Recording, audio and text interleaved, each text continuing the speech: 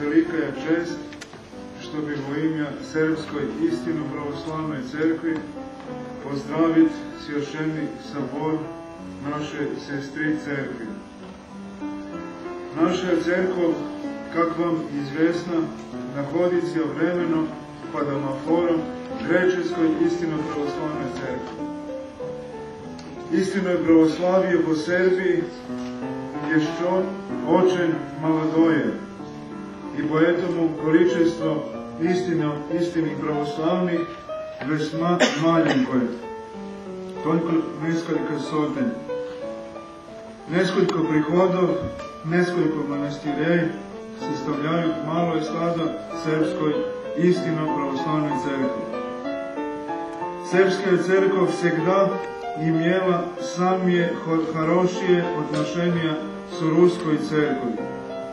Ne tak davno eta družba bila još raz potvrđena srpskim patrijarhom mučenikom Varnavoj, который после большевистской революции оказал большое гостоприемство русским белым эмигрантам и русской церкви в изгнании, которую возглавлял преснопамятный митрополит Антоний Храповицкий, которого могила до сегодня находится в Белграде.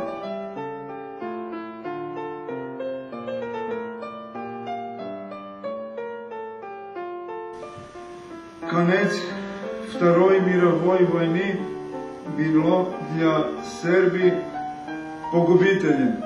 Ruska je зарубежна церковь перед вторжением Красной армии и Титових коммунистов эмигрировала на запад, а коммунисты захватили власть над Српской церковью с помощью сербского Сергия, патриарха Германа, которого они насильственно поставили на кафедру Српского патриархата.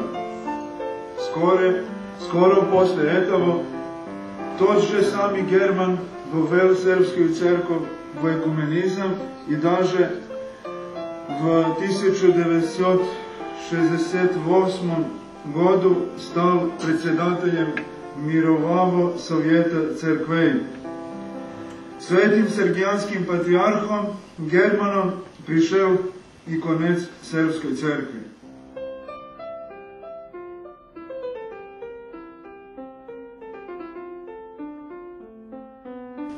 Во середине 90-х годов начинало возрождение Српской церкви, верной истинному православию, которая не принимает экуменизм и сергианство и не в общении с новостильниками. Тогда Српской церкви дает руку помощи Греческая ИПЦ, рукополагает священников и таким образом помогает прогрессу и развитию ее.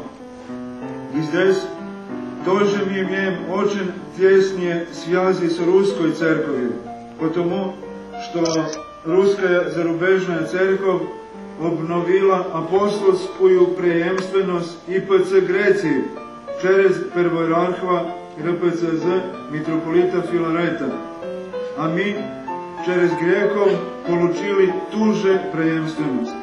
Поэтому мы в Сербии очень почитаем и прославляем святителя Филарета как святого.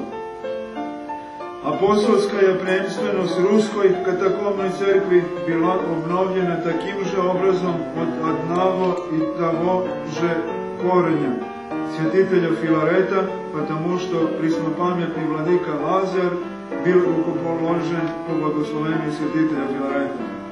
И на этом соборе будет прославлен этот же великий новоявленный исповедник Филарет Вознесенский.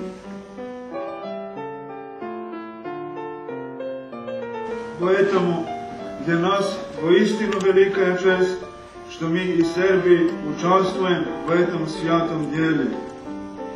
Для этого события Српская церковь принесла маленькую жертву во виде иконы святителя отца нашего Филарета, нового исповедника.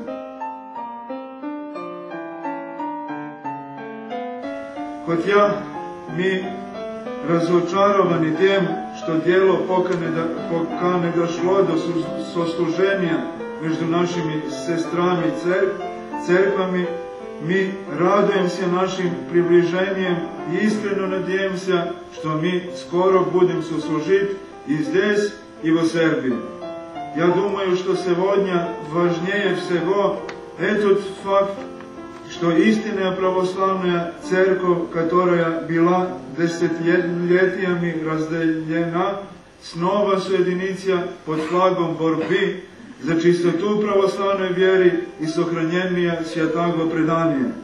Свидетельство истинного православия будет иметь полную силу в борьбе против экуменизма, сергиянства, нового стиля и модернизма только тогда, когда придет единство истинных православных церквей.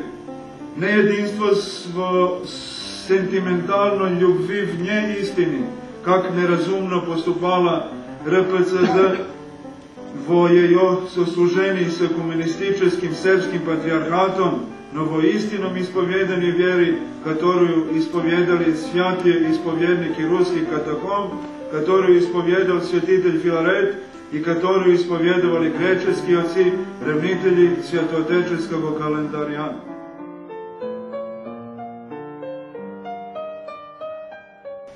Mi želim, чтобы скорее пришло полное евхаристическое общение и полное взаимное сотрудничество между нашими сестрами и церквами.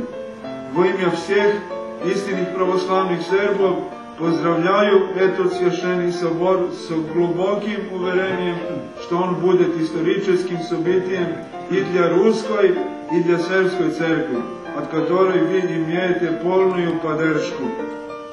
Приносим искренние и самые теплые поздравления во Христе Господе от вашей сестры церкви на сербской земле. Ваше Високопреосвященство, честное презвитерство, во Христе диаконство, преподобные ячини монашествующих, боголюбивые братья и сестры, Христос посреди нас.